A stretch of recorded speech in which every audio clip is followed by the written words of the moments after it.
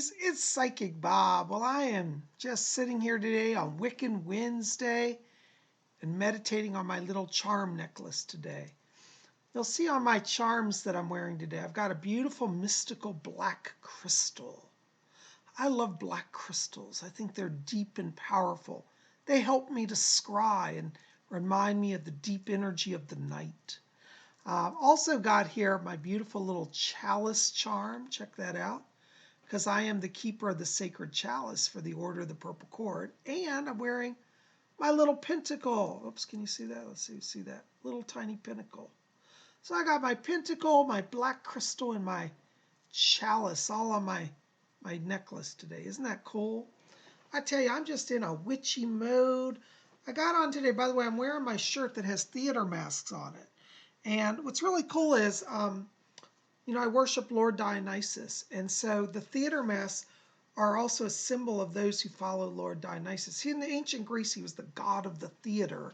And many people would make offerings of masks to him. So the theater masks, the comedy and tragedy masks, are also symbols of the followers of Lord Dionysus. Isn't that cool?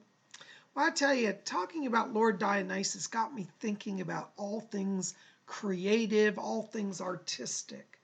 And a lot of you have written to me and said, Psychic Bob, I want to bring more Wiccan stuff into my life. I want to start to live as a Wiccan. What can I do to help enhance that? Well, of course, one of the things you can do is, of course, set up a Wiccan altar. And we've talked about that. We'll talk about that more in other videos. But besides just having a Wiccan altar, maybe you want to start to bring Wiccan art into your lives. So if you think about, well, how do I bring Wiccan art into my life? Well, let me kind of give you some background, what got me into Wiccan art, okay? Now, when I first started in the craft, many of you know, or maybe you don't know, but the very first book I read was this book, Wicca, A Guide for the Solitary. Now, this is the original cover. It's under a different cover now, but in the original cover, this is what it looked like back in the 1980s and 1990s. And this cover was in use up till the late 1990s. And I started practicing Wicca in the 1990s. So I remember, it's funny, before I was into the craft, I remember going to bookstores and seeing this book. And I pulled it off the shelf and thought, oh, that's an interesting cover. I wonder what that is. And what it is it's a Wiccan in their backyard or in a nature clearing somewhere. I'm going to say backyard because that's where I think it is. And they've set up a little altar, you notice, with the cinder bricks and a little slab of concrete or wood. And they're in their robes and they're sensing their little circle. And I love this picture because I thought, well, this is just such a cool, it's a really cool picture that kind of inspires me to want to start practicing Wicca. And this, in the early days, Llewellyn, who publishes this book, by the way, I'm not being endorsed by Llewellyn, but Llewellyn publishes this. In the early days, they used to publish this book under this cover. And all of the Wiccan books were similar. They had really cool artworks on them. And, of course, in those days, we didn't really have Wiccan artwork available like to the general public because the internet was still very, very new and it just hadn't developed yet. So this was the first book I got, but I always loved this book.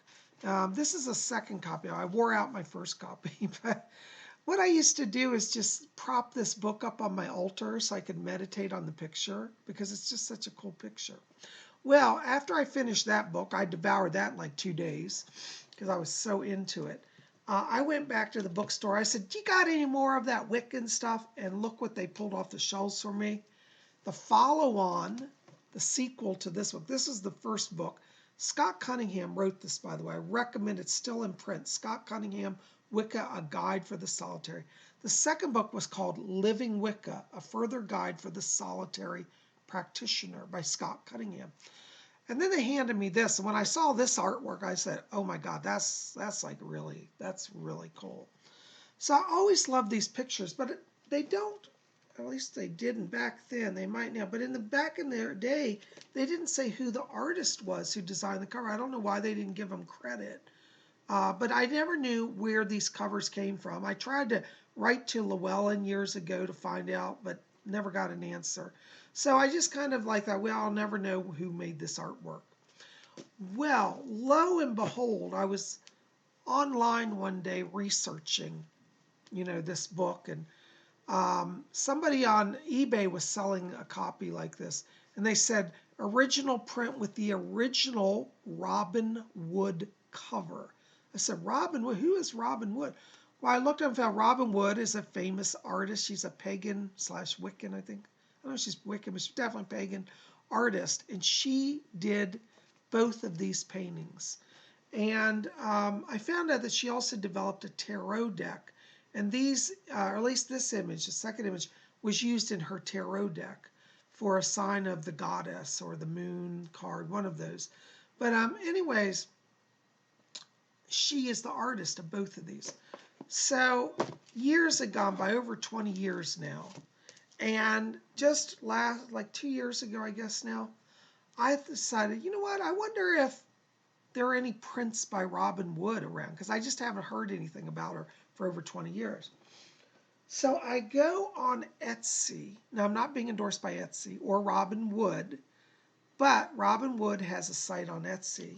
I think she does. At least she did a few years ago. I'll see if I can put the link below.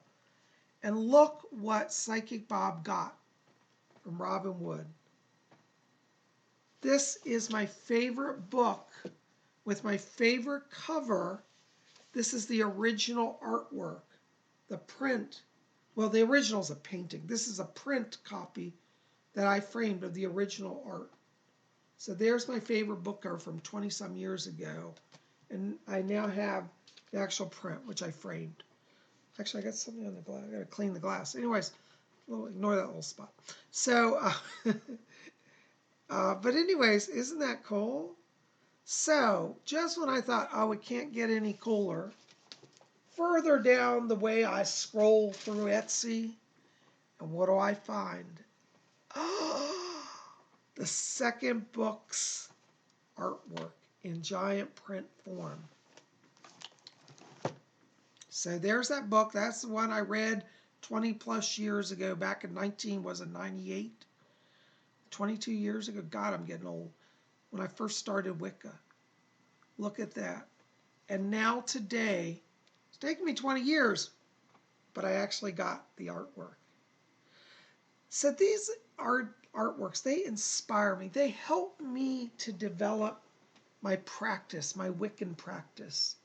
And so I want to encourage you, because I think that putting up Wiccan artwork in your home can be a great form of inspiration. When sometimes I want to do a circle, but I'm tired and I feel a little lazy. I think, I really need to do a circle. I'll look at this picture and I'll say, you know what? Remember the excitement. See, this picture brings me back to when I first started Wicca. And for those of you who are just starting in Wicca, I think you'll understand this when I say that the early days of Wicca, probably your first year of Wicca, is really the most exciting and magical, because everything's new. It's such a fascinating mystery. And to discover that all this stuff exists and that you can be part of it, it's quite thrilling.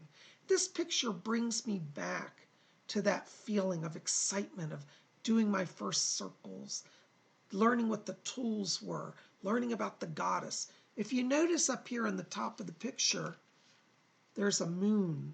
Isn't that beautiful to see the moon rising? So it's like right at sunset, moonrise. You can see she's out casting a circle. I think this is really a beautiful picture, and it inspires me.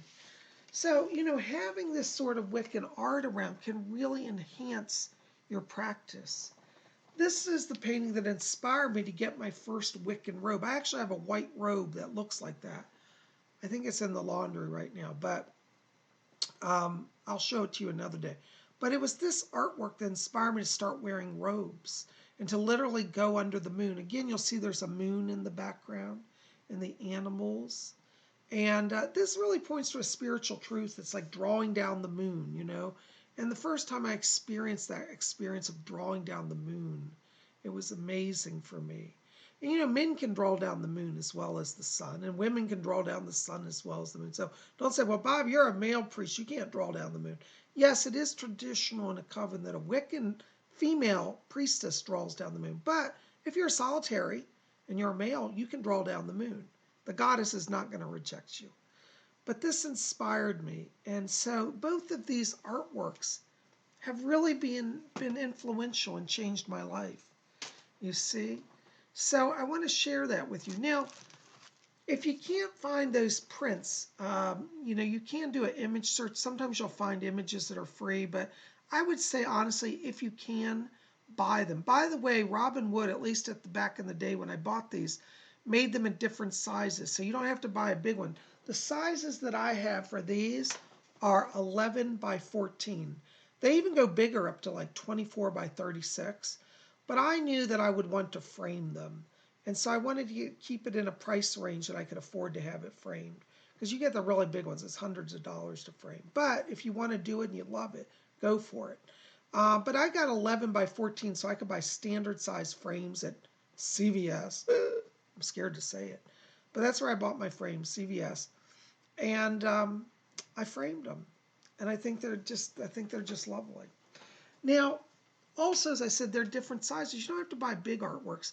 Another way to bring Wiccan art into your life is through the use of greeting cards. There are a lot of pagan and Wiccan greeting cards. And if you do a search on Etsy, particularly Etsy is good for this, look up pagan greeting cards or Wiccan greeting cards. Do both because you'll get different results. But these are cards that I bought on Etsy a few years ago as well. They're just blank greeting cards. But in the United States, at least, most of the greeting cards are 5 by 7. There's a lot that come out of England. England actually has more greeting cards that are pagan than the United States. And the British cards are pretty much close to 5 by 7 as well. So if you buy a standard size greeting card, you can usually frame it in a 5 by 7 frame. So this is one of a wizard in the woods. Isn't that beautiful? And he's drawing power down from the trees. I just love it. It's called, what's the name of this? It doesn't have a title on it. I thought I had to. Well, anyways, I call it Tree Wizard. So if you buy a little card, you can frame. I have to frame these. So I had this one framed, but I dropped and cracked the frame. So I've got to put it in a different frame. But this was framed. And then another card I just got literally just a few months ago. And I've shown this to a lot of you. You've seen it. But if you haven't seen it, this is one called Lammas. And it's a picture of the Lord and the Lady. And see, this is like the harvest time right at the end of summer. The leaves are just starting to change, but they still have greenery. The days are getting a little shorter. But I just love this because this is the green man and the green lady. This is very Wiccan, very, very pagan. And so I'm going to frame this one, actually. I'm going to put this in a silver frame because I love it so much. It's going to get a special frame. So I'll show you those frames when I get them. But so there, the Lord and Lady. So you can if you bring in just even one or two little pictures, and you put that near your altar area or in your house, you will be surprised at how much it uplifts you, how much it makes you feel connected to your spiritual lives. You know, if you go to people that are like, for example, Catholics, and I'm not picking on Catholics, I love a lot of the Catholic things, but if you go to most Catholics' houses, almost every Catholic has at least one crucifix in the house or a picture of Jesus and Mary or a statue of Jesus or statue of Mary or a picture of a saint. Why? The Catholic Church says that God, the divine, works through images, that images can be kind of doorways to connect to higher truth and power. That's actually a pagan thing. Traditionally, Christianity was against imagery, but most of the Christians today have realized that having a picture of Jesus helps keep you mindful of his presence. Having a picture of Mary helps keep you mindful of her presence. Having your favorite saint brings you peace and comfort. We Wicca knew this long before the Christians, and so we should take advantage of our tradition. The Wiccan and pagan tradition is a great tradition historically of sacred art. All of the pagan temples usually had a god or goddess image in them. Flames would burn. People interpret the images differently. Some people say that the god or the goddess resides in the image. Some say it's just a symbol that the god resides but works through the image. There's no one right way to understand it. But bringing art into your life will give you a mindset to think about spiritual things. You know, when I'm having a rough day, I look over to this picture. I have it sitting on one of my desks. And I say, thank you, Lord. Thank you, lady, for being with me. This little picture helps me feel connected to the Lord and to the lady. So you see, having spiritual art around helps you to be mindful. It helps your spiritual life, and it'll make you more connected. Anyways, guys, I just wanted to come here today to share this with you, share these thoughts, share my artworks. I hope that, wherever you are, you're having a blessed day. I hope this has inspired you. Tell me in the box below, are you familiar with these Robin Wood prints? Or do you have a copy of the original Scott Cunningham books that have these pictures on them? I'm curious to hear about your experience with mystical art. Do you have a favorite painting, a magical painting that helps you in your practice? Tell me about your mystical art if you have any. And if you don't have any, that's great. Maybe you can plan on getting some. Tell me, what inspires you? What type of Wiccan or pagan imagery inspires you? I'd love to hear. Let's have a discussion. Well, guys, thanks for being here. I love all of you. Thank you to all of you who've been calling for readings. My goodness, so many are calling. I'm getting a little backlog. I am getting back to everybody as quickly as I can. So don't worry. If you call me to get on my schedule, and please leave a message. If I don't pick up, we will get your message here at the office. My number is 703-825-3929. Again, 703-825-3929. Give me a call if you want to get on my schedule for a private reading. That number will be below, as well as my email, PsychicBobHickman@gmail.com.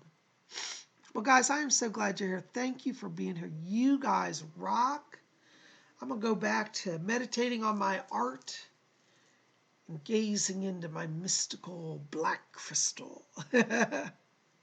Thanks for being here. You guys, I love you. We'll see you back here tomorrow. Until then, may all of you always blessed